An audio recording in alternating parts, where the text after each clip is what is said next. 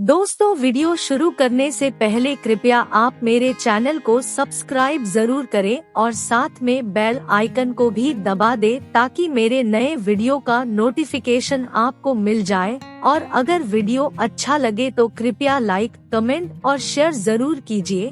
अब देर न करते हुए आज की साखी शुरू करते हैं।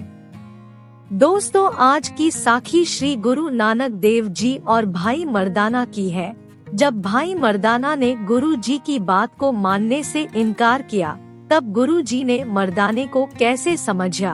हम लोग हमेशा इसी चिंता में पड़े रहते हैं कि अच्छी नौकरी कैसे मिलेगी, शादी कहाँ होगी और धन कैसे आएगा, घर का गुजारा कैसे होगा।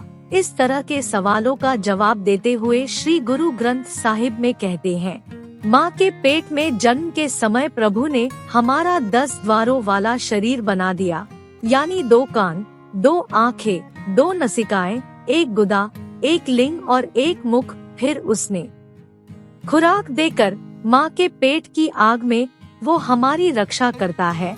देखे मन, मालिक ऐसा दयालु है।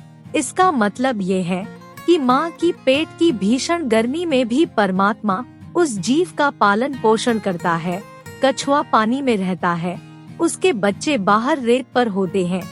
ना बच्चों के पंख है कि वो उड़कर कुछ खा ले, ना कछुए के थन है जो बच्चों को दूध पिला दे। पर हे जीव, आत्म मन में विचार करके देख, वो परमात्मा उनकी पालना करता है। पत्थर में कीड़ा छुपा हुआ रहता है, पत्थर में से बाहर जाने के लिए कोई रास्ता नहीं, पर उसको पालने वाला भी पूर्ण परमात्मा है। श्री गुरु ग्रंथ साहिब की इस वाणी से हमें ये शिक्षा मिलती है कि जिन परिस्थितियों में रहने की जीव सोच भी नहीं सकता, वहाँ भी परमात्मा अपने पैदा किए हुए जीवों की पालना कर रहा है। तो हम क्यों डरते हैं, सब वाहेगुरु ठीक करेंगे। इस बात को हम गुरु नानक देव जी की साखी के जरिए समझने की कोशिश करते हैं। एक सिख गुरु के लंगर में रोज अमीर और गरीब लोगों को खाना खिलाता था। एक दिन वो लंगर में लोगों को प्रसाद देता हुआ सोचने लगा, मैं कितने लोगों को रोज खाना खिलाता हूँ, तभी प्रसाद खा रहे। एक व्यक्ति ने उसको कहा, भाई जी थोड़ी दाल मिलेगी। भाई जी ने बड़े घमंड से कहा, क्यों नहीं मिलेगी, भाई जी के राज में सबको पेट भर कर खाना मिलेगा, मेरा पूरा भंडार भरा हुआ है, जितना चाहो उतना खाओ, राज करो मेरे राज में। यूं ही चलता रहा, भाई जी का घमंड बढ़ता रहा। वो सबको कहता, भाई जी के राज में किसी का पेट खाली नहीं रह सकता।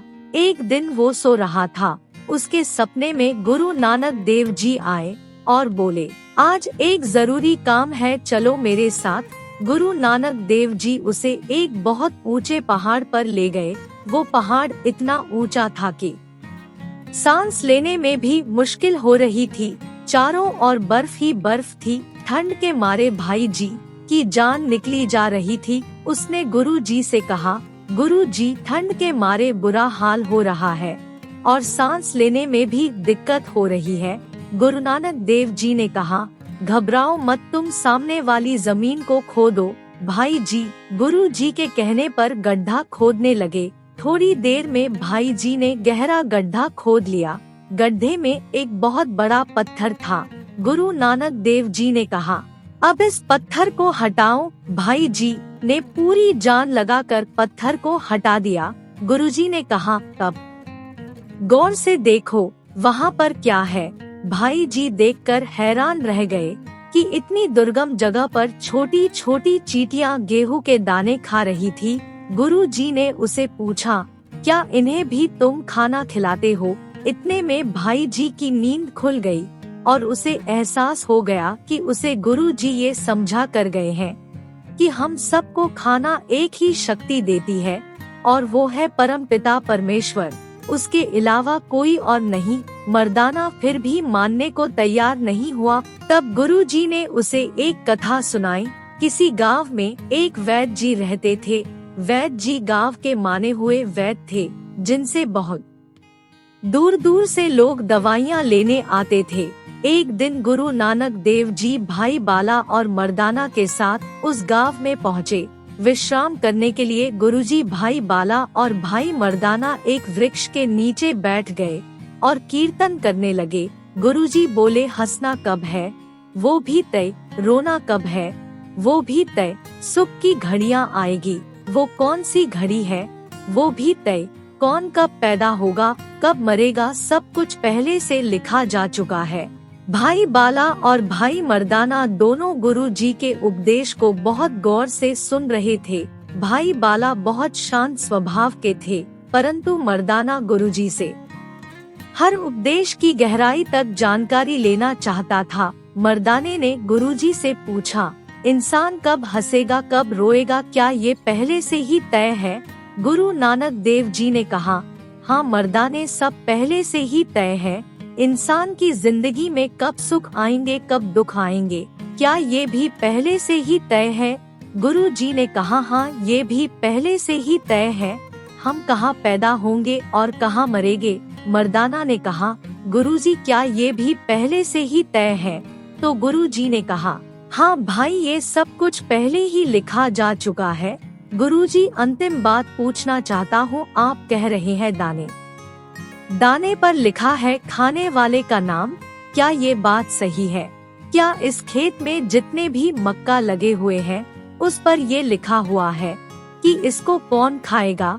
गुरु जी ने कहा, बिल्कुल सही कहा मर्दाने, हर मक्का पर ही नहीं उसके एक एक दाने पर भी लिखा है कि उस दाने को कौन खाएगा। मर्दाने ने एक दाना तोड़ा और गुरुजी के पास वापस आया और बोला, गुरुजी अब बताएं इस मक्का के दाने को कौन खाएगा? गुरु नानक देव जी ने कहा, ये दाना तुम्हारे पेट में नहीं जाएगा। भाई मर्दाना ने कहा, गुरुजी कैसी बातें करते हो, दाना मेरी हथेली पर है। शारीरिक रूप से मैं ताकतवर हूँ और मुझे भूख भी लग रही है, और फिर भी आप कह रहे हैं ये दाना मेरे पेट में नहीं जाएगा।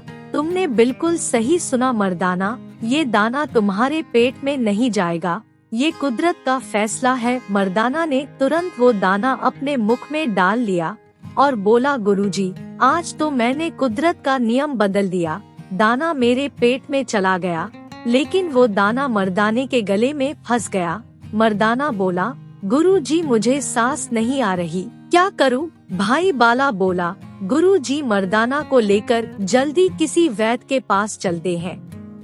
वहीं से एक आदमी गुजर रहा था। भाई बाला ने उसे पूछा, अरे भाई यहाँ आसपास कोई वैद्य है क्या? हमारे साथी की तबीयत खराब हो गई है। उसने कहा, हाँ सामने चले जाओ, वहाँ पर एक बहुत मशहूर वैद्य है। जब वो वहाँ पहुँचे तो वैद्य ने पूछा, इसे क्या हुआ है? मर्दाने ने कहा, वैद्य जी मुझे सांस लेने में बहुत दिक्कत हो रही है, आप कुछ कीजिए। वैद्य ने पूछा, तुमने क्या खाया था? मर्दाने ने कहा, मैंने तो एक मक्का का दाना ही खाया था। वैद्य ने कहा, लगता है वो मक्का का दाना तुम्हारे गले में फंस गया है, कोई बात नहीं, मैं नस्वार दे देता हूँ, तुम तुरंत ठीक हो जाओगे। वैद्य जी ने नस्वार जैसे ही मर्दाने को सुंघाई, मर्दाना जोर जोर से छींकने लगा। थोड़ी देर में वो दाना उछलकर बाहर गिरा। वहाँ पास में एक मुर्गी घूम रही थी, मुर्गी ने दाने को खा लिया। मर्दाना बिल्कुल ठीक हो गया। मर्दाने ने गुरुजी से माफी मांगी और कहा, गुरुजी मुझे माफ कीजिए, मैंने आपकी बात पर शक किया, आप सही कहते हो, दाने दाने पर लिखा है खाने वाले का नाम।